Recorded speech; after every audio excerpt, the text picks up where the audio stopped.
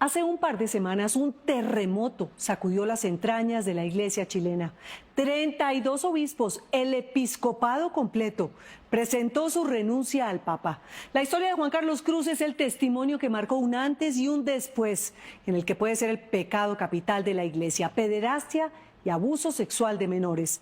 Y la vergüenza de esconder todo bajo las sotanas. Andrés Sanín escuchó a Cruz casi que en confesión, días después de haber llegado del Vaticano y de haberle cantado la tabla al mismísimo Papa Francisco. Este hombre pasó de ser un calumniador y un mentiroso a la voz de las miles de víctimas y la conciencia de un Papa arrepentido. Yo le dije, santidad, ya no se puede llamar esto pecado, estos son delitos, estos son crímenes, esto es corrupción, esto es una epidemia en el mundo entero y esto tiene que terminar. Así de directo, sin morderse la lengua y llamando a cada crimen de la iglesia por su nombre, le habló Juan Carlos Cruz al Papa Francisco, sin saber que esa conversación a puerta cerrada en el Vaticano, entre una de las miles de víctimas de los curas pederastas y el mismísimo vicario de Dios, removería los pilares de la iglesia y pondría a temblar a todo Cristo.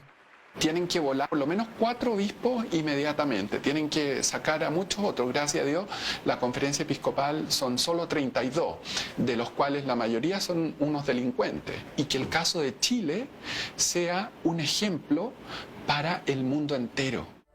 Y en eso, en la renuncia sin precedentes de todos los obispos de Chile y en un terremoto celestial que podría replicarse en el resto de la cristiandad, se convirtió la visita al Vaticano de Juan Carlos Cruz, uno de los 3 activistas chilenos que luego de años y años de denunciar los abusos sexuales del padre Caradima, de sufrir la persecución y el encubrimiento de la iglesia chilena, logró abrirle los ojos a un papa al que, infalible o no, lo estaban engañando en su propia cara.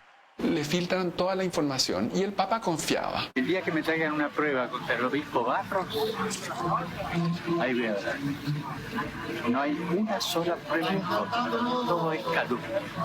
Claro. Así como si nada hubiera pasado, defendió el Papa Francisco a uno de los obispos encubridores del padre Caradima en Chile durante la visita menos santa, más polémica, más accidentada y más vergonzosa de un Papa que en medio de una tempestad mediática salió avergonzado y con la sotana entre las piernas.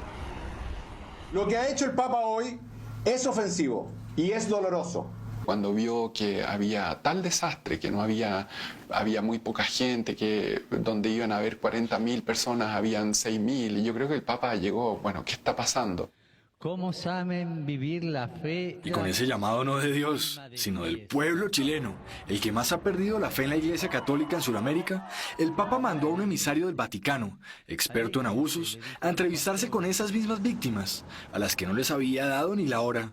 Y le trajeron el informe de 2.300 páginas y el Papa realmente abrió los ojos y se dio cuenta que lo estaban absolutamente engañando. Y ahí, cuando se dio cuenta que nos había llamado calumniadores, que me había dicho calumniador a mí, y eso decidió invitarnos y bueno, nosotros aceptamos. Parecía un milagro, si los hay, una estrategia de manejo de crisis o el resultado de tanta presión. Esto me regaló él con mi bendición y pidiéndole que rece por mí, Francisco. Pero lo cierto es que a Juan Carlos, que llevaba años enfrentando a la institución más poderosa y antigua de la historia, con la cruz a cuestas del abuso, ahora el Papa, arrepentido, avergonzado y adolorido por su indolencia, lo invitaba al Vaticano por una semana entera, sin condiciones y con todo pagado, para escucharlo, a puerta cerrada, en una conversación donde el confesado parecía ser otro.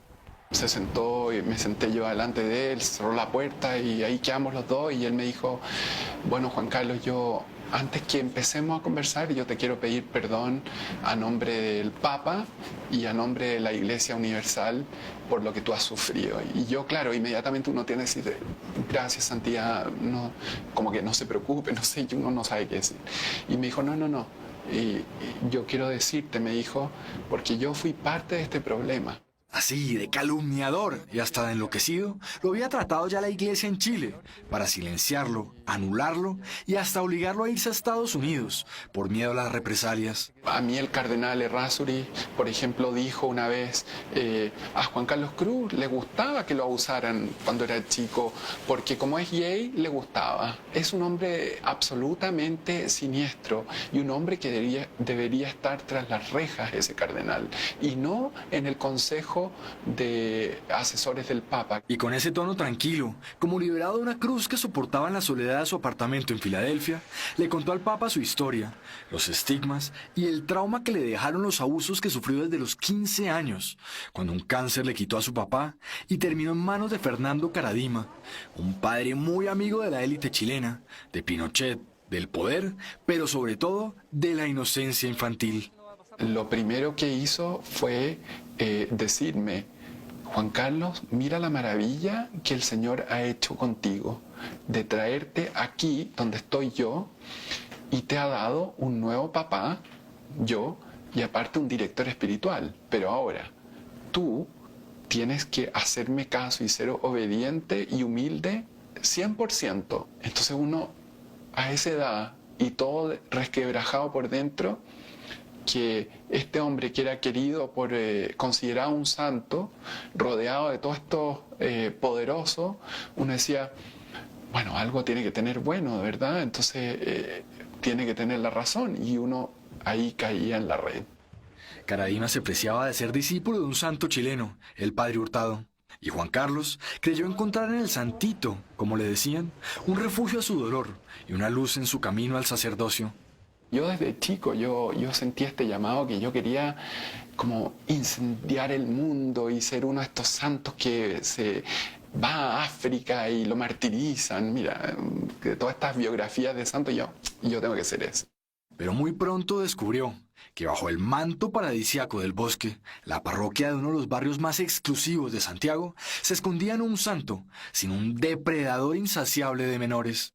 Él te saludaba con golpecitos en los genitales, te besaba durante la confesión. Después las cosas más grotescas pasaban cuando nos íbamos de su cuarto y alguno se tenía que quedar. Él elegía el sabor del día, digamos, por decirte así de grotesco. Y su manera de elegir el sabor del día era de un clasismo, de un racismo digno de los nazis más enfermos. Y él decía, este sí, este no, este no, este no, este sí. Que es la forma de actuar de los pedófilos. Todos tenían que ser altos, de buenas familias, entre comillas. Y con el apetito desenfrenado de un Borgia en el Vaticano, incluso usaba a sus protegidos más íntimos para ir de cacería por el bosque y servirle en bandeja de plata sus platillos favoritos. Se llamaba conejear. Conejear. Sí, que era como cazar conejo en el fondo. Y claro, él decía, tráeme a tus compañeros de curso, tráeme a amigos, tráeme... Pero claro, después pasaban por el sedazo si cumplían las cosas que a él le gustaban. Y así, como un conejo de Pascua, cayó Juan Carlos en manos del Santito cuando le echó el ojo y lo sometió a más de 8 años de abusos, que por poco lo llevan al suicidio y que todavía lo persiguen. Te digo, abuso es los besos que me daba en la confesión, los toqueteos que me hacía en mis genitales y después las cosas más íntimas que pasaban adentro de su cuarto solo, que me pasaban a mí, y a otros le pasaban cosas mucho peores, por lo que hemos hablado. Entonces... Todos esos horrores, a la luz del día o a puerta cerrada, ocurrían bajo códigos de silencio y una vigilancia al estilo policía nazi. Y era como una Gestapo, ¿te fijas? Si yo hablaba contigo de algo, tú tenías el deber de ir a acusarme. Entonces uno nunca vivía libre. De ahí que fuera casi imposible escapar de ese bosque oscuro por el que se movía Caradima impunemente. Nos amenazaba que cuando uno se salía era la absoluta destrucción de mía o de quien se saliera, como toda secta, ¿te fijas? Porque decían, bueno, si yo lo destruyo antes de que él empiece a hablar, cuando él hable, van a decir, bueno, el pobre loquito que está hablando ahí, está resentido. Era una maquinaria tan bien armada que que es para no creerlo. La verdad es que cuando uno lo cuenta te dicen, pero ¿cómo tanto? No, era eso y multiplícalo por 10. Su salida de esa máquina lujuriosa y criminal se dio solo cuando se enfermó, y Karadima le montó un juicio por haber cambiado las caricias en el seminario de su guía espiritual por los cuidados de su mamá en la casa. Y Karadima enfureció, montó en cólera porque él no le gustaba que nosotros estuviéramos cerca de nuestra familia. La familia tenía que ser él. Y cuando volví me hicieron un juicio, así tipo inquisición. Él al medio, los otros al lado y yo acá al frente de él. Y él ahí empezó a sacar cosas que sabía de mí en secreto confesión. Y ahí hacía que los otros, ponte tú en ese caso Barros y otros, hablaran de lo malo que era yo. Correcciones fraternas que eran la crueldad más espantosa que te puedas imaginar. Juan Carlos no aguantó más, renunció al seminario, se escapó a Estados Unidos a estudiar periodismo y logró convertirse en un exitoso directivo de una multinacional en Filadelfia, pero nunca pudo liberarse de la culpa. Yo digo, ¿cómo con todo eso yo a los 16 años dejé que este hombre, 15, 16 años, dejé que este hombre me hiciera lo que me hizo y por 8 años? Y no me lo puedo perdonar. No me lo puedo perdonar. Tal vez por eso decidió romper su silencio cuando dos viejos amigos del bosque, James Hamilton y José Andrés Murillo, le pidieron unirse a su causa y denunciar públicamente al Santito.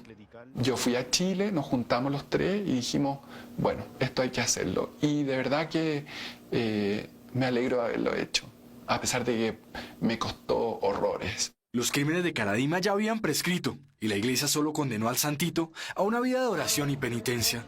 Pero Juan Carlos nunca desfalleció y después de años de persecución y encubrimientos de la iglesia chilena, logró por fin contarle su historia de dolor al mismo Papa en una conversación franca de 3 horas y una catarsis en la que hasta las lágrimas fluyeron.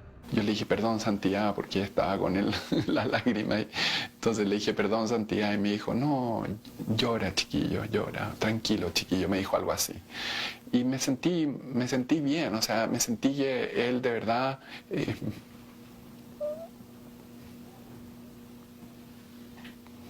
que sí estaba preocupado de mí. Pero para mí era muy importante transmitirle que yo no soy el único, que conmigo venía un montón de gente de todo el mundo, que este privilegio que yo estaba teniendo a través mío, otros lo pudiesen tener también. Cuando lo visitamos en su apartamento en Filadelfia, acababa de llegar del Vaticano. Primera entrevista que doy después de como que todavía estoy como pensando qué es lo que acaba de pasar, así es como una sensación muy rara. Y pese a la alegría que le produce compartir sus recuerdos de una visita inolvidable, nos dejó claro que ni las palabras de consuelo del Papa han podido sanar del todo las heridas que dejaron los abusos. No, ojalá pudiera decir que yo me sané. Uno nunca sana en el fondo. Sin embargo, hablar de lo que le pasó no solo lo ha aliviado un poco, sino que le ha ayudado a liderar una fundación para apoyar a las miles de víctimas que aún siguen escondidas tras el miedo, el trauma y la vergüenza de lo que les hicieron, siempre bajo la mirada omnipresente de Dios, o peor aún, con la complicidad de los que se arropan impunemente tras su nombre. Yo le diría a la gente que vive esto en silencio y este sufrimiento tan grande en silencio, que no se deje ganar por ese silencio y que no se deje ganar por esa miseria que te va a caer comiendo por dentro, que no es culpa tuya, no es culpa tuya. Claro, uno podría pensar que son casos aislados, ¿no? Pero ¿son frutas malas o es un sistema corrupto? Yo te diría que hay frutas muy malas y un sistema corrupto que los ayuda a quedar impunes. Y los buenos no saben qué hacer. En el seminario no logró cumplir su sueño de incendiar el mundo con su fe. Pero hoy, pese a los estigmas y abusos, Juan Carlos no pierde su fe. Yo he logrado mantener mi fe a pesar de ellos, a pesar de ellos.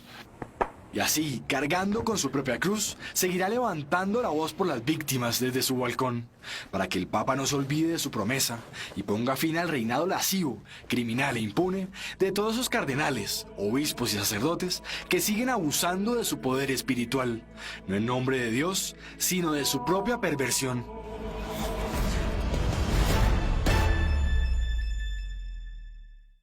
Con 80 religiosos católicos acusados de abusos y cientos de víctimas solo en Chile, la próxima semana se espera la visita de 2 enviados del Vaticano a Santiago y que el Papa acepte la renuncia del obispo Juan Barros, el principal cómplice de Caradima y el primero de los muchos que tendrán que dejar ese mal hábito del encubrimiento.